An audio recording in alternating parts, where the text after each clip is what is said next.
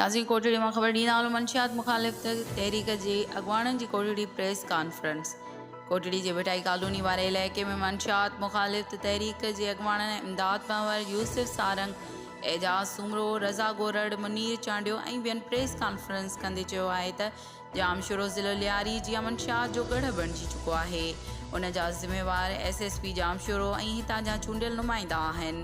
हिननि चयो त जेकॾहिं हिकु हफ़्ते अंदरि मंशियात जा अॾा ऐं उन्हनि जी सरपरस्ती कंदड़ 62 डीलर न कया विया त उन्हनि ख़िलाफ़ मरहलेवार तहरीक हलाई वेंदी, जंहिंमें एहतिजाजी धरना, सेमिनार ऐं मंशियात ख़िलाफ़ एहतिजाजी कैंपूं लॻायूं वेंदियूं। हिननि चयो त मंशियात सबबि यूनिवर्सिटियुनि जा शागिर्द ऐं सवें नौजवान तबाह थी विया आहिनि। उन्हनि लाइ मंशियात जहिड़े ज़हर खे फौरी तौर ते रोकियो वञे। रिपोर्ट इरफान अली मल्ला, अमल न्यूज़, कोटड़ी।